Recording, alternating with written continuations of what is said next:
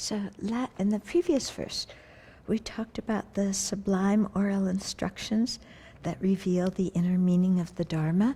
And so the oral instructions that are passed down from teacher to student and kind of updated, in terms of how they're expressed. It's the same teachings, but how they're expressed is kind of updated a bit as the centuries go on. And then the next verse is, you'll see.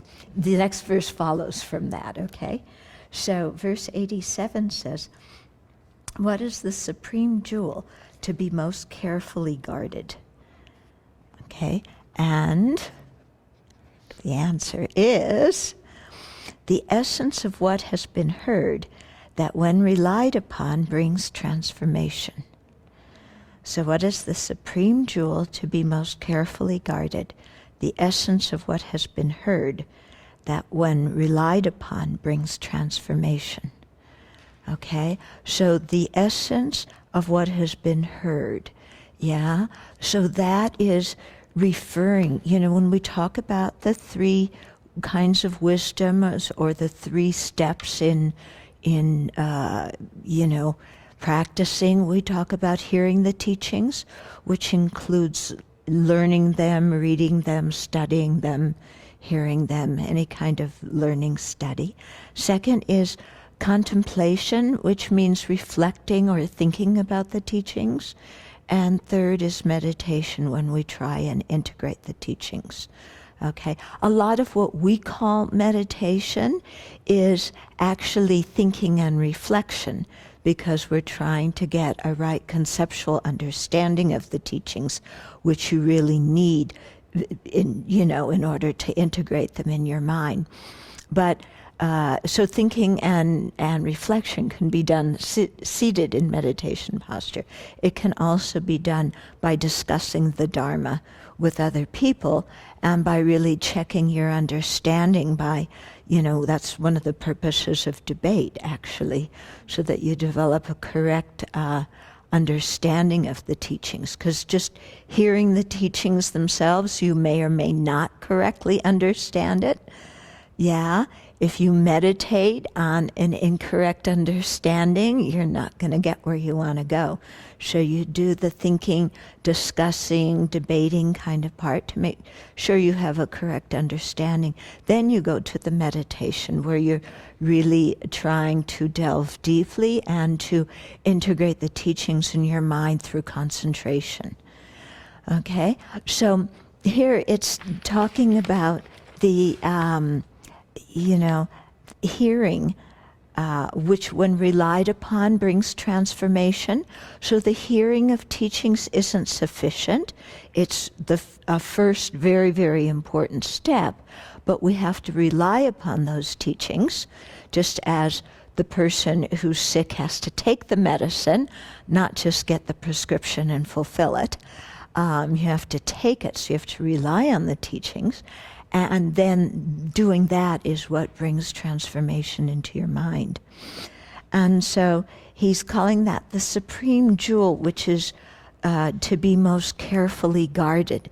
And so I was thinking, when you've heard a lot of teachings, and this is also part of the reason that in the Tibetan monasteries, they memorize a lot of the teachings, is because that helps you remember everything, so that even you don't have your notes, you don't have a text, you can remember what the teachings are.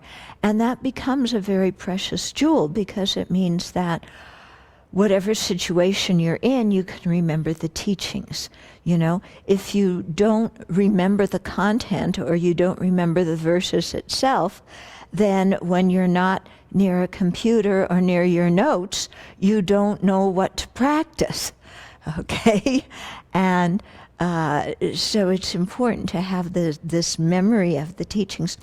And I was thinking, when what happened in the Cultural Revolution in China, where so many people, both in China proper and in Tibet, the monastics were thrown in prison, their scriptures were burned, their monasteries were destroyed, but they still had the jewel of the Dharma, they had the teachings in their mind, those who had heard a lot of teachings, and especially those who had memorized teachings.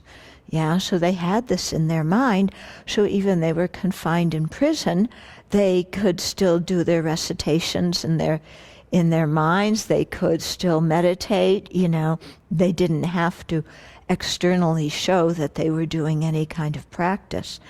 And so it is too, like, from one day to the next, we could wind up in an ambulance in the ER room in the hospital, and we don't have all of our, you don't have your little empire with you, and then your meditation hall, your table with your picture and your mala and your this and your that. She has her iPad, and others of you are old-fashioned and have your notebooks, and and so you don't have all of that. You're right there in the ER room or in ICU, and you have to do what you can with what's in your mind. Yeah. So the hearing that we have is very, very important, and then of course the familiarization with what we've heard through thinking about it and meditating on it is also very important, okay, so that we can recall these kinds of things when we really need them. Yeah. So they say that that's more precious than a wish-fulfilling jewel. A wish-fulfilling jewel is this mythological jewel to be found somewhere in the ocean that when you have it, it will grant all of your wishes. Okay, but I mean, it grants only your wishes of this life. So, a wish-granting jewel can, in our mind, be the thing that makes everybody do what we want them to do. Okay, so you can, in your meditations, finally you found the thing that can make everything be exactly the way you want it to be, when you want it to be that way. But hearing even one teaching is more valuable than all of that, because all of that pertains just to this life's happiness, which disappears very quickly. And this life's happiness doesn't bring us, benefits in the future life. It's over in this life, and it's like last night's dream. And when you die, you even stop remembering last night's dream. The whole thing's completely gone.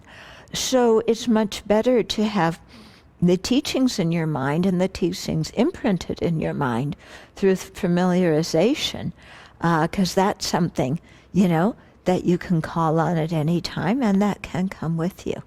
And that really helps, because the teachings, when we use them to transform our mind, will enable us to have a good rebirth, and hopefully a series of good rebirths that we can then use to practice the Dharma, realize emptiness, generate bodhicitta, and attain full awakening. Yeah, so teaching's more valuable than all of that. But there you can really see the power of attachment, because when chocolate cake comes in the mind, forget the teachings. Whatever chocolate cake is to us at that moment, it could be your boyfriend, your girlfriend, your parents, your pet dog or cat, or your promotion or your salary or your possession. It doesn't matter. We all have our own version of chocolate, okay? But whenever chocolate comes in the mind, forget the Dharma. It's like, this thing is really the source of my happiness. But if we're able to step back and think on a more long-term basis, what is it that will really benefit us, then it's the teachings. Okay.